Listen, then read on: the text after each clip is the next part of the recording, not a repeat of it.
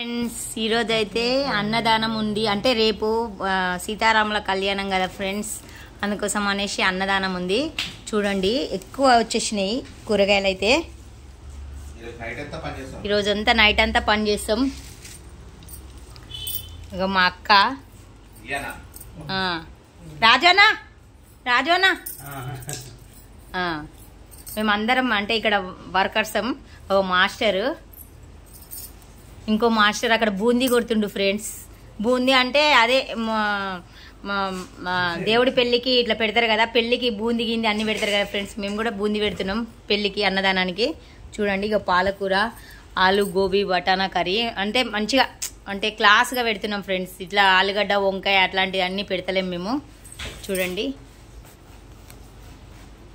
ఓ టమాటీలు అయితే మస్తు వచ్చినాయి. 25 kgs వచ్చినాయి ఫ్రెండ్స్ టమాటీలు. ఆలుగడ్డ 40 కిలోలు, 80 కిలోల ఆలుగడ్డ, 2 క్వింటాలన్నర బియ్యం ఫ్రెండ్స్.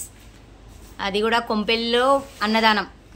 పాలకూర పప్పు, మిక్స్ వెజిటబుల్ కర్రీ, సాంబార్, పచ్చళ్ళు 2, మరి బగారా రైస్, వైట్ రైస్, పులిహోర, ఏముంది రవ్వ కేసరి, రవ్వ కేసరి,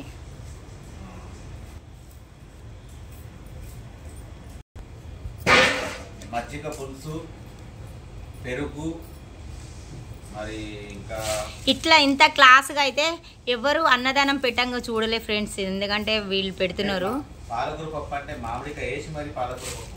మామిడికాయ ఇదిగో చూడండి, మామిడికాయ కూడా వచ్చింది ఫ్రెండ్స్. మిర్చి బజ్జీ, బూందీ, కారా బూందీ. పెళ్ళికైతే ఇన్ని రకాల వంటలు పెట్టి ఇన్ని రకాలు పెడుతున్నారు. వీళ్ళకి దేవుడు ఎప్పుడు ఆశీర్వాదం ఇస్తూనే ఉండాలి ఫ్రెండ్స్. నవ్వుకుంటూ పని చేస్తుంటాం. లా పలకదు, నాకైతే లా పలకదు ఫ్రెండ్స్.